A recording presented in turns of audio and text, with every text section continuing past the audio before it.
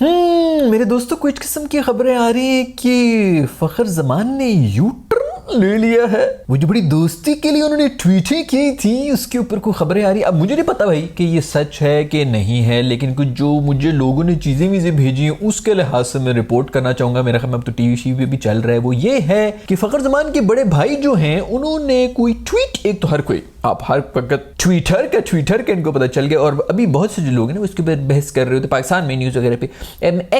X पे ये है, चुप करके ट्विटर बोल एड तुसी जो है अप टू डेट। खैर तो ट्विटर के ऊपर ये बातें हो रही थी कि फखर जमान के बड़े भाई ने कहा कि फखर बहुत नाराज है किसी एक पत्नी कॉर्पोरेशन से जो उनकी पीआर। पहले तो मैं आपको बताऊंगा ये सारे जो एजेंट्स वगैरह होते हैं इसका क्या है। लोग जैसे समझ रहे होते हैं ओहो ये बहुत बड़ा मसला हो गया, एजेंट रखना कोई जुर्म है ऑन दैट, उसके बारे में भी थोड़ा आप लोगों को बता दूंगा। खैर उसने ये कह दिया है फखर जमान के भाई ने कि मैं उसका सगा भाई हूँ, ये मेरा ब्लड रिपोर्ट है व्हाटएवर, और मैं ये सगा भाई होके कह रहा हूं कि फखर जमान बहुत नाराज है अपनी पीआर एजेंसी से जिन्होंने जबरदस्ती उसका नाम लेकर ट्वीट जो है लिख के जो है वो शाया कर दी, और ये और वो जिस वजह से उसके लिए इतना सारा मसला मर रहा है और ये हो रहा है और वो हो रहा है। और अब मैं इस एजेंसी के साथ मेरा कोई ताल्लुक नहीं। अब हुआ ये है कि यहां तक तो बात फिर भी इग्नोर हो जाती थी। अब बात जब ये फैलना शुरू हुई है तो अचानक उस बंदे का जो है वो ट्वीट भी, उसके भाई का ट्वीट भी डिलीट हो गया है। और फिर कुछ लोग कहेंगे कि तो कोई भी अकाउंट बना के कर सकता है, तो वो अकाउंट को जो है फखर जमान खुद भी फॉलो कर रहा है। तो गेम तो थोड़ी बनी हुई है कि अकाउंट थोड़ा जेन्युइन ही लग रहा है जिसको फखर जमान खुद भी फॉलो करते हैं, और वो ये कह रहा है कि मैं उसका बड़ा भाई भी हूं और मैं ये कह रहा हूं कि सब गलत हुआ है, उसके खिलाफ जो है ट्वीट कर दिए जिसकी वजह से वो निकाला गया। अब कुछ गेम इस तरह की बन रही है। मोस्ट ऑफ पहले तो मैं आपको बताऊं यार पीआर एजेंट्स काम किस तरह करते हैं। देखो बात सुनो, एक तो वैसे भी लेयर होता है तो उसको तो समझ नहीं आता, तो ये पूरा ना एक पैकेज बना देते हैं जितने भी जो आपके ये पूरी दुनिया के अंदर होता है। हर किसी का एक एजेंट होता है स्पोर्ट्समैन का, वो जाके अब इसके ऊपर जो है ना इस कंपनी के ऊपर लोग बड़ा बोल रहे होते हैं इन्होंने उन नए न्यू कमर्स को भी पकड़ लिया और सबको घेर लिया। भाई उनका काम ही यही है। बाहर दुनिया में एजेंट्स इसी तरह काम करते हैं कि वो स्कूलों में कॉलेजों में गांव जाके फिर रहे होते हैं किस में टैलेंट है, उस बंदे को एनरोल कर लेते हैं, फिर उसको प्रमोट करने की कोशिश करते हैं कि अगर ये नेशनल टीम में चला गया, अगर ये इंटरनेशनल लेवल के ऊपर बहुत बड़ा सुपरस्टार बन गया तो हमें भी फायदा है ऑफ कोर्स। पर उनके बाद में जो भी कॉन्ट्रैक्ट होता है कि इतने इतने आपकी जो ब्रांड स्पॉन्सरशिप्स हैं उसमें से इतनी परसेंटेज हमारी हम लेके आएंगे, हम प्रेजेंट करेंगे, हम इधर फंड रेजर्स पे जाएंगे, उधर करेंगे। तो पूरा पैकेज ही होता है। ये कोई वो नहीं है कि ओ हो एक बंदे को कोई पीआर एजेंसी नहीं रखनी चाहिए, कोई मैनेजर नहीं है। वो एक मैनेजर हो, वो पूरी एजेंसी हो, पूरी कॉर्पोरेशन हो, उसके पास एक बंदा हो या 1300 बंदे हो, उनकी मर्जी है भाई। असल में जो प्रॉब्लम जो सबसे पहले आइडेंटिफाई की थी ना, अब तुम सब तो गालियां दोगे लेकिन बात जो सच है वो सच है। वो बात ये है कि सबसे बड़ी प्रॉब्लम जो आइडेंटिफाई किसी ने की थी ना पिछले 2 साल के अंदर जो क्रिकेट पाकिस्तान में मसला हो रहा है, वो की थी मेरे दोस्त मिस्टर ज़का अशरफ ने। उन्होंने असल नेल को जो है ना वो हथौड़ा मारा था ऊपर से। उन्होंने कहा था कि भाई ये एक ही पीआर एजेंसी है जिसका जो पता नहीं बोर्ड के ऊपर ही बंदा बैठा हुआ है, जिसका पार्ट है वो सिलेक्शन कमेटी का हेड भी है यानी कि इंजी भाई, और इनके अंदर जो है वो कुछ 7 प्लेयर्स एनरोल हुए हुए हैं जो कप्तान भी हैं, जो वाइस कप्तान भी हैं, और बाकी भी सारी लॉबी है। तो इन सब का जो है आपस में कोई ना कोई इंटरेस्ट है, तो ये कॉन्फ्लिक्ट ऑफ इंटरेस्ट आ जाता है। दूसरा, एक पीआर एजेंसी के पास इतने ज्यादा प्लेयर्स आए हुए हैं कि वो फिर सारी की सारी टीम जो है ना वो उसी पीआर एजेंसी की हो गई है। तो ये नहीं होना चाहिए एक एजेंसी के पास ज्यादा से ज्यादा 2 प्लेयर्स होने चाहिए। मुझे नहीं लगता कि इसके ऊपर लीगली आप कुछ ज्यादा लिमिट लगा सकते हैं, क्योंकि अभी अगर मैं एक एज एन एजेंट जो है वो 2 बंदे चलो मैंने रख लिए जो कि इंटरनेशनल टीम में हैं, बाकी 6-7 बंदे मैंने इसी तरह यंग एस्पायरिंग जो मुझे टैलेंट नजर आ रहा है मैं उनको एनरोल कर लूँ और मैं उनको प्रमोट करूँ, मैं उनको फैसिलिटीज भी दूँ, मैं उनको ब्रांड डील्स ये सब चीजें भी करवा रहा हूँ, और कल को वो भी अगर नेशनल टीम के अंदर आ जाए तो फिर इसमें मेरा क्या कसूर है भाई? मैं तो नीचे से लेके आया। तो मुझे नहीं पता इसके अंदर लीगैलिटीज क्या है, बट खैर को इतना विलन बनाने की भी जरूरत नहीं। लेकिन सिचुएशन ऐसी बन गई थी कि उधर ही चीफ सेलेक्टर भी वही हैं, बाकी भी एक्स क्रिकेटर्स भी उसके अंदर हैं जो कि पीसीबी के ऊपर बड़ा इन्फ्लुएंस भी कर सकते हैं, और प्लेयर्स भी जो है वो सारे के सारे एक ही जगह पे चले गए हैं। तो पावर शिफ्ट जो है ना वो कहीं ना कहीं एक एजेंसी के पास आ जाती है जो कि बिजनेस कर रहे हैं। बिजनेस का बहुत बड़ा एलिमेंट होता है, प्लेयर्स का भी फायदा हो, उनका भी फायदा हो, सबका फायदा हो, सबको ब्रांड बनाओ, सबसे जो है पैसे कमाओ एंड ऑल दैट। पूरी दुनिया में ये होता है भाई। ये कोई ये नहीं अनोखा नहीं है सिर्फ पाकिस्तान में जो है थर्ड वर्ल्ड कंट्री में कुछ इलीगल काम हो गया, पूरी दुनिया के अंदर ये सब हो रहा होता है। लेकिन अब प्रॉब्लम ये बन गई है, सारे के सारे प्लेयर ज़का अशरफ ने यही कहा था उस वक्त, कहा था कि जी बाबर को, अब शाहीन ने मेरे ख्याल में इसी कंपनी में था, उसने जो है वो निकाल दिया अपने आप को इसकी रेस में से, बीच में से निकल गया, वहां से भी उनके मेरे ख्याल में रेट्स वगैरह शुरू हो गए थे कि वो दूसरा ग्रुप हो गया। फिर ऐसा भी होता है ना कि और भी पीआर एजेंसीज हैं इसी फील्ड के अंदर, तो वो इनको नीचे करने के लिए वो अपना जो है शोशा छोड़ रही होंगी, जो अक्सर कह रहे थे पे ट्वीट्स वगैरह 35-40 हज़ार में आप टॉप ट्रेंड बना लेते हैं पाकिस्तान के अंदर। वो एक ही नैरेटिव उठा के आप एक ट्वीट लिख के देते हैं। आप देखें अक्सर ड्रामो श्रामो का आ रहा होता है, साफ पता चल रहा होता है कि पेड है। वो एक पूरा एक पैराग्राफ दिया होता है जो कि हर कोई लिख रहा होता है, और इतनी बेहतरीन इंग्लिश में जो है ना, अगर एक पैराग्राफ ना भी हो तो ऐसी बेहतरीन इंग्लिश में नप्पी तूली जो है वो किसी एक ड्रामे का उनके एक्टरों के नाम और उनके प्रोड्यूसर डायरेक्टर सबके नाम लिखे हुए होते हैं पूरे ट्वीट के अंदर। तो अजीब अजीब बंदों की जिनकी समझ भी नहीं आती, प्रोड्यूसर का नाम ट्रेंड कर रहा होता है, बंदा कहता है ये क्यों ट्रेंड कर रहा है। आज पता चलता है अच्छा वो पेड किस्म की कैंपेन चल रही है। हमारे पाकिस्तान में माशाल्लाह पेड कैंपेन करने की भी तमीज़ नहीं इनको पता कि यार थोड़ी सी तो ओरिजिनल लग जाए, थोड़ा सा तो नेचुरल ऑर्गेनिक लग जाए कि यार ये लोग वाकई बहुत पसंद कर रहे हैं इस चीज़ को और उन्होंने पेड कर लिया। आपका भाई जो है आज से 2 साल पहले टॉप ट्रेंड हुआ करता था, मेरा ड्रामा श्रामा था उसकी वजह से, तो उसकी देखा देखी ना पूरी इंडस्ट्री के अंदर ये बनना शुरू हो गया कि ये टॉप ट्रेंड, बल्कि वो कहते यही थे कि भाई सीवी आर्मी शार्मी सब झूठ है, ये सब जो है हैक शैक कर लेता है, ये कुछ भी असली नहीं है, सब कुछ फेक इसने बनाया हुआ है। मैं तो कभी रिस्पॉन्ड ही नहीं किया, जो कहते हो भौंकी जाओ यार, तुम लोगों को मैंने क्या जवाब देना, तुम लोगों को पता ही कुछ नहीं कि अब वो सब नकली तरीके से करते हैं। तो साफ पता चल रहा होता है कि डायरेक्टर साहब और प्रोड्यूसर साहब और कैमरामैन डीओपी सबके नाम जो है टॉप ट्रेंड हो रहे होते हैं एक्टर्स के साथ। इस पे मैं कॉमेंट ही नहीं करता कि दफा करो यार, क्या इस गन वन पे फैन है, जिसको जिस तरह अल्लाह ने देनी होती दे दी थी, जिसको नहीं देना होता वो लगा रहा है पूरी उम्र जो है जोर लगाता रहे। तो खैर 15-20 हज़ार में टॉप ट्रेंड हो रहे होते हैं इस मुल्क के अंदर। पूरी एक लिस्ट है यार, कॉर्पोरेट में मैं काम करता रहा हूँ 10 साल, हमारे पास यूं लिस्ट आती थी, हर पीआर एजेंसी के पास पड़ी हुई होती है, हर लिस्ट पड़ी हुई होती है, 50 उस वक्त ट्विटर हैंडल्स थे, ये जी पता नहीं 5-5 हज़ार पर हेड लेते हैं, वटेवर इस किस्म के इनके रेट हैं, वो टका टका टका टका कर करके जो है उसको टॉप ट्रेंड बनाया हुआ। तो लोग यहाँ पे जो ओहो बड़ी चाल हो गई, बड़ा ये हो गया, कोई भी करा सकता है बाय द वे। तो खैर इस किस्म की ये चीजें कर रहे होते हैं जो कि एक एजेंसी जो है कॉर्पोरेट वो कर रही होती है। अब मसला सिर्फ ये ना, इसके ऊपर एक और बात भी आ गई है। अब ताजा खबर ये आ रही है कि रिजवान जो है वो कप्तान तो है, लेकिन असद शफीक साथ जा रहा है ट्रैवल करता हुआ ऑस्ट्रेलिया के अंदर, वहां पर जाके वो मतलब जो सिलेक्शन कमेटी का मेंबर है वो जाके टीम बनाएगा और प्लेइंग 11 बनाएगा। तो ये नाम का सिर्फ कप्तान हो गया, इसका क्या काम है फिर वहां पे।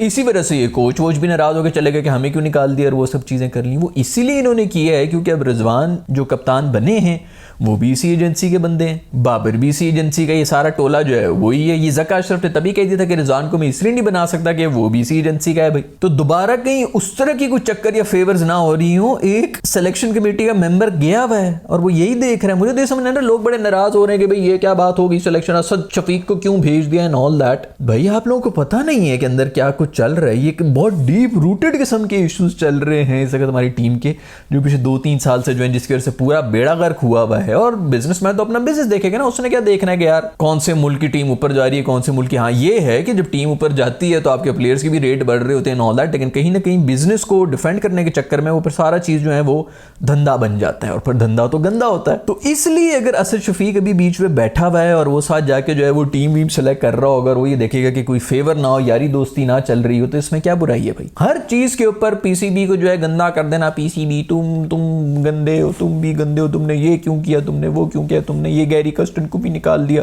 बिल्कुल ठीक है, गैरी कस्टन वाला भी मैंने पूरी एपिसोड बनाई हुई, कल ही बनाई थी, इसी बारे में बनाई थी भाई कि तू अगर कोच है, तू कह रहा है मैंने सिलेक्शन कमेटी में बैठना है, तो पाकिस्तान में तो पहले बैठा हो ना यार। दो कोच पूरी दुनिया में कहीं नहीं, रेड बॉल का अलग कोच है तो व्हाइट बॉल का अलग कोच है। वो इसीलिए क्योंकि जनाब के पास टाइम ही कोई नहीं था। अभी जो है वो कुछ निकल के कहेंगे कि नहीं चैंपियंस कप में वो बैठा हुआ तो उसने सब बंदों को जाके जो है वो लिप टू लिप किसी भी दिए यार। वो उसको जबरदस्ती डंडा दे के बुलाया था कि जनाब अली कम से कम ये तो देख लें। बीच में वो आया था कि उन्होंने मुल्तान में जो है वो देखे, शरीफ बंदा था, मुझे बड़ा पसंद है गैरी कस्टन, मुझे बड़ा पसंद है, लेकिन यार इस तरह नहीं चलने लगा। वो उन्हीं चक्रों में फंसा रहेगा कि नहीं मेरी इनसे बात होगी, इन सब ने मुझसे वादा कर लिया कि अभी दिल लगा के जो है क्रिकेट खेला करेंगे। इस तरह नहीं होता भाई, ये और किस्म के मसाइल हैं, कप्तानी के मसाइल चल रहे हैं। उस गोरे को क्या पता कि इधर किस लेवल का गंद फैला हुआ था इस टीम के अंदर, जो ग्रुपिंग और ये सब चीजें हो रही है, किस लेवल का गंद था।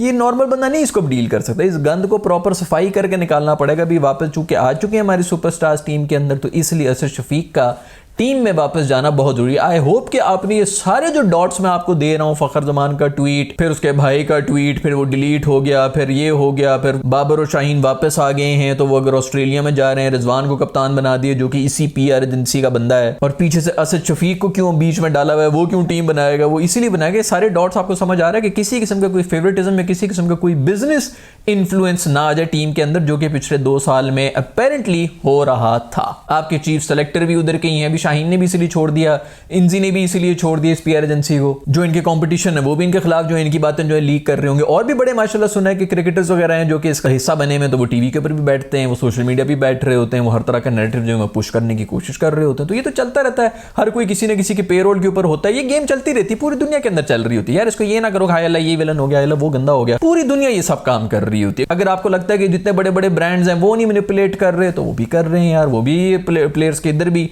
इधर ऊपर नीचे जो लोगो लगे होते हैं, सारा का सारा एक धंधा है दोस्तों। आप इतने शरीफ बने हुए ना कि ये बहुत अच्छा है, वो कोई अच्छा बच्चा नहीं, सब एक तमाशा चल रहा है यार। कभी वो किताबें पढ़ के देख लो ना, जो कि कहीं कहते हैं कि ऊपर से आई गई, आप लोग तो अपना मानने वाले हर एक अपना वो, ये जी आजकल वैसे ही बड़ा कूल हुआ होता है, लोग जो कह रहे होते हैं जी मैं एथिस्ट भी 3 दफा जुमे की नमाज छोड़ देते हैं हर किसी ने, मैं एथिस्ट था और मैं अब मुसलमान हो गया हूँ। ये एक नया जो है इधर वो बना हुआ है आजकल की जो पूरी जनरेशन, मैं भी एथिस्ट। अब यार एथिस्ट के बच्चे, शुरू से यही होता है, लोग जो है वो 12-13 साल की उम्र में जब उनको अब्बा कहता है कि अब तुम्हारी नमाज की उम्र होगी दोस्तों पढ़ा करो, तो वो 1-2 साल पढ़ के उसके बाद कहते हैं यार मुझे तो कुछ समझ नहीं आ रही। वो जो पीछे 5-6 साल का कंफ्यूज पीरियड होता है ना, जो टीनेजर होता है जिसको वैसे कुछ समझ नहीं आ रही होती कि मैं क्या 4 गालियां सुन के वो कहता है ये सबसे कूल है। सोशल मीडिया पे आप देख लो ना, सिर्फ गालियां देने वाले के ऊपर, और क्यों इनका राइज और फॉल इतनी जल्दी हो जाता है भाई। लोग कहते हैं जी ओहो इसको तो कोई जवाल ही नहीं आएगा इसको। आप, मैं अभी भी आपको बता रहा हूँ, जो भी बंदे इस वक्त सोशल मीडिया के ऊपर आप कह रहे हैं ना वाह यार ये तो बिल्कुल टॉप पे, इतनी लीड पे, ये तो कभी भी नीचे जा ही नहीं सकता, लेकिन गालियां शालियां करके वो बेसिकली टीनेजर्स को उन्होंने जमा कर दी है। टीनेजर जो है वो हर 3 घंटे के बाद उनका दिमाग और हार्मोन्स जो है बदल रहे होते हैं, तो 2 साल के अंदर वो ऐसे ग्रेजुएट होकर निकल जाते हैं, वापस आके कहते हैं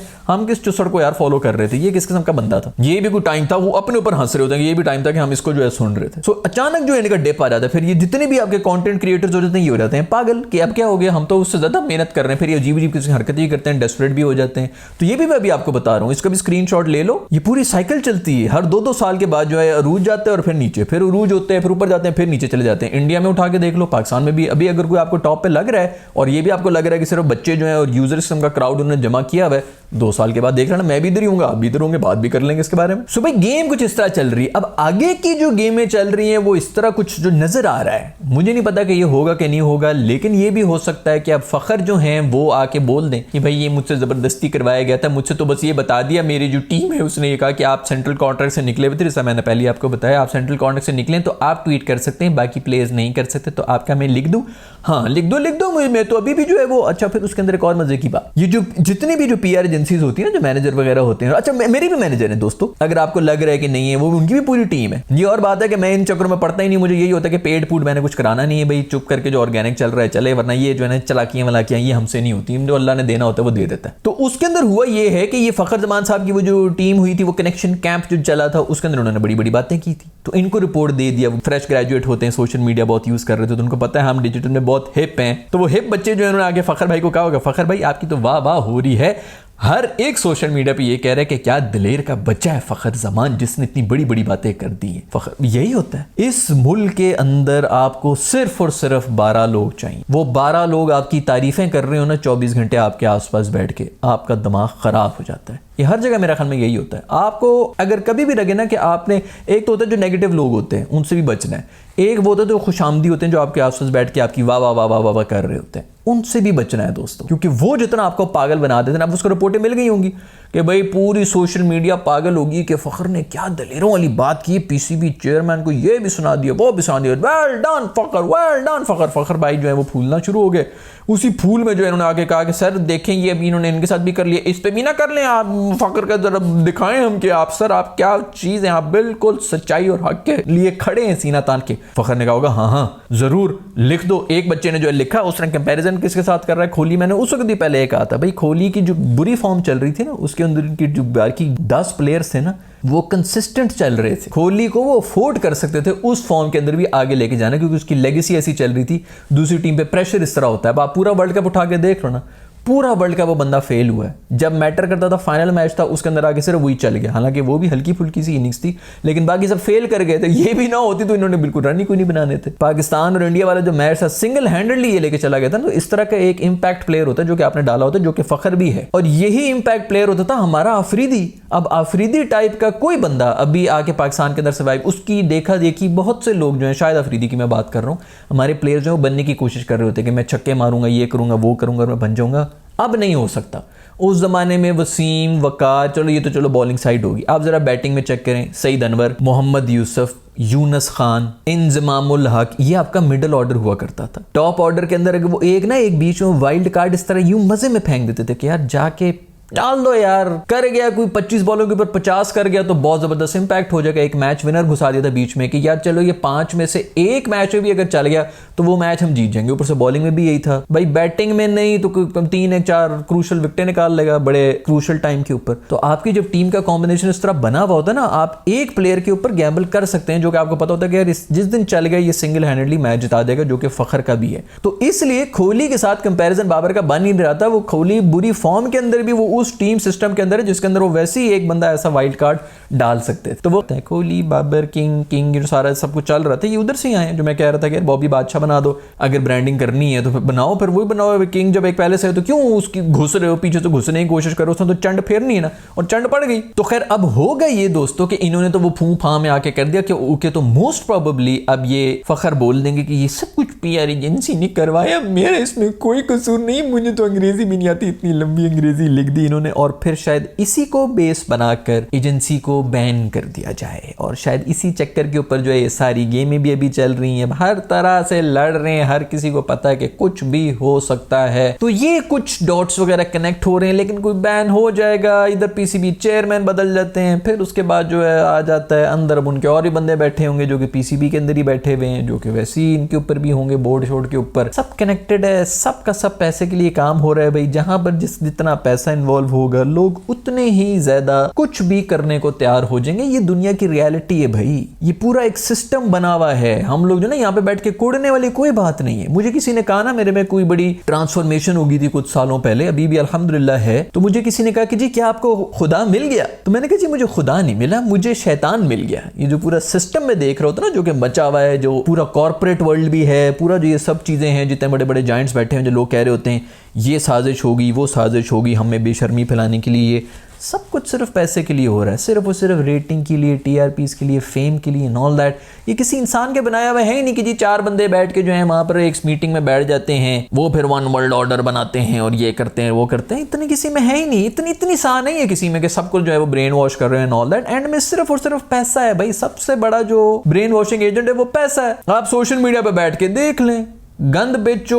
अभी मेरे इस थंबनेल के अंदर औरत की तस्वीर बनी हो, मेरे साथ यहाँ पे कोई औरत बैठी हुई हो, व्यूज डबल हो जाएंगे। लोग कह रहे होते जी फैमिली को दिखा दिया, उसको दिखा दिया, इसको बेच दिया, उसको बेच दिया। भाई तुम लोग क्लिक क्यों इसके ऊपर करते हो यार? 14 साल हो गए जनाब अली, 14 साल हो गए डिजिटल कंटेंट बनाते हुए। देख लें पिछले 1 साल के अंदर कितने सब्सक्राइबर हुए हैं भाई। ये जो आप लोग देख रहे हैं कि जी बड़े 1.5 मिलियन हुए हैं, पिछले 1 साल से मेरे ख्याल में 1.5 मिलियन के ऊपर बैठा हूँ। कितने लोग मुझे सब्सक्राइब कर रहे थे रोजाना बैठ के, और बाकियों को आप देख लें जिसको आप गाल गलोच और गंद कर रहे होते हैं, नेगेटिविटी किसी के फैला दें, उसके सब्सक्राइबर जो है 5 लाख यूं बढ़ जाते हैं। इसके कुछ स्कैंडल आ गया 5 लाख उधर भी बढ़ गए। ये सारा गंद हमारे अंदर ही है, उसी को ट्रिगर किया जाता है और वही चीज जो है वो चलती रहती है। तो ये जो है ना, ये जो हम समझ रहे होते हैं कि भाई ये उसने ये साजिश कर ली, उसने कर लिया, सिंपल गंदा धंधा है भाई। गंदा जो है वो अरूज पे जाएगा, जो हक और सच की बात कर रहा होगा वो पीछे जा रहा होगा, उसको कोई पसंद ही नहीं करेगा। आज ही मैं किसी के साथ बात कर रहा था कि मैं पाकिस्तान में पहला आदमी था जिसके मिलियन फॉलोअर्स हुए थे। 2015 की बात है, फेसबुक के ऊपर मैं सिर्फ कंटेंट डाला करता था। मेरी कंटेंट चोरी हो के लोग जो है वो क्या कुछ अच्छा वो यूट्यूब पे चोरी करके बनाना शुरू हो गए।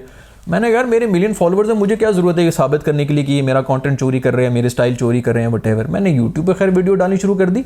यूट्यूब पे लोग आके मुझे गालियां दे रहे थे, तू उसको कॉपी करता है। मैं कहा मैं मतलब उस वक्त 7-8 साल से डिजिटल का कंटेंट बना रहा हूँ, लोग आके मुझे कह रहे हैं कि मैं कॉपी कर रहा हूँ। अभी भी इंडस्ट्री से पूछो, डिजिटल की इंडस्ट्री से, हाँ वो तो एक्टर बन गया है ना, एक्टिंग वालों से पूछो तो वो क्या, हाँ वो तो यूट्यूबर है ना, कोई भी ओन नहीं करता मुझे।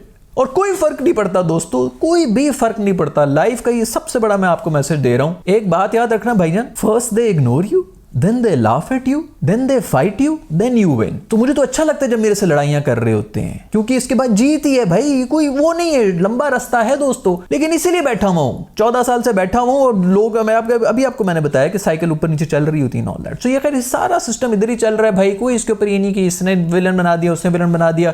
हमारे अंदर का गंद है जो कि हमेशा से, और इसकी सबसे बड़ी ट्रिगर होती है दोस्तों पैसा। जहां से लग रहा होता है कि इस चीज में मुझे भी पता है कि मेरे व्यूज किस तरह डबल हो सकते हैं, मुझे भी पता है कि सब्सक्राइबर किस तरह बढ़ सकते हैं। अगर 14 साल से मैं कर रहा हूं ये काम, तो मुझे कुछ तो पता ही होगा ना कि क्या चीज सेल हो रही है, क्या चीज सेल नहीं हो रही। क्यों नहीं कर रहा मैं? क्योंकि इट डजंट मैटर। खैर दोस्तों, आज के लिए ज्यादा ही मैं थोड़ा इधर उधर हो गया था टॉपिक से, लेकिन मैंने कहा ये सब कुछ आपको बता दूं कि जो कुछ गन चल रहा है, मोस्ट प्रॉब्ली अब कोई पीआर एजेंसी जो है वो बैन हो जाएगी, क्या हो जाएगी। और बहुत से लोग कह रहे हैं कि जी असद शफीक सेलेक्टर क्यों गया हुआ है ऑस्ट्रेलिया में, तो ठीक है ये सब कुछ गए ताकि वो यही मेक श्योर करते रहेंगे जो पीछे 2-1 साल से गंद हो रहा है वो ना हो। खैर आपके इस सब चीजों के बारे में क्या ख्याल है नीचे कमेंट्स में जरूर बताइएगा। I'll see you in the next video. Bye.